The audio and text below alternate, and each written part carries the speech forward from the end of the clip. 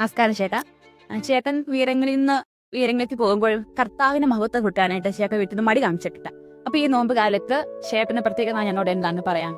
ഒരിക്കലും സ്വപ്നം പോലും കാണാൻ ഉള്ള യോഗ്യത ഇല്ലാത്ത വിധത്തിലാണ് ദൈവം എന്നെ ഇങ്ങനെ വളർത്തിക്കൊണ്ടിരിക്കുന്നത്. അപ്പം അതിനുള്ള ഇങ്ങനെയല്ലേ ഞാൻ നന്ദി പറഞ്ഞില്ലെങ്കിൽ അതിനകത്തൊരു നന്ദികേടായി പോകും എന്നുള്ള ഒറ്റ ഫാക്ടർ വെച്ചിട്ടാണ് ഞാൻ ഇപ്പം ആൾക്കാരുടെ മുന്നിൽ വെച്ചാണ് ദൈവത്തെ മഹത്വപ്പെടുത്തുന്നതിൽ ഒരിക്കലും കുറവ് പറയാൻ അങ്ങനെ ഇത് ചെയ്യും. നമ്മൾ ഈ മക്കളുടെ ചെറിയ ചെറിയ കാര്യങ്ങളൊക്കെ ഈ അപ്പനും അമ്മയും എന്നെ പാട്ട് പാടുന്നതും ഡാൻസ് കളിക്കുന്നതൊക്കെ ഭയങ്കരമായിട്ട് അവരിങ്ങനെ ലോകത്താരും ചെയ്യാത്ത പോലെ കാണത്തില്ല എന്ന് പറയുന്ന പോലെ നമ്മുടെ സ്വർഗീയ അപ്പൻ നമ്മൾ ചെയ്യുന്ന ചെറിയ നന്മകൾ, ചെറിയ ചെറിയ കാര്യങ്ങൾ ദൈവത്തിന് വേണ്ടി ചെയ്യുന്നതിന് ഒരുപാട് വാല്യൂ തരുന്ന ഒരാൾ, അറിയാതെ ചെയ്യുന്ന നന്മ പ്രവർത്തനങ്ങൾ, ആരും അറിയാതെ പ്രാർത്ഥിക്കുന്നത്, ആരെങ്കിലും മുന്നിൽ വെച്ച് ദൈവത്തിനെ ഇതെൻ്റെ അപ്പനാണ് എന്ന് പറഞ്ഞു കഴിഞ്ഞാൽ അതിനെ തരുന്ന ഫലം എന്ന് പറയുന്നത് നമുക്ക് വിശ്വസിക്കാൻ പറ്റത്തില്ലാത്ത, നമുക്ക് ഓർക്കാൻ പറ്റത്തില്ലാത്ത അത്രയും വലുതാണ്.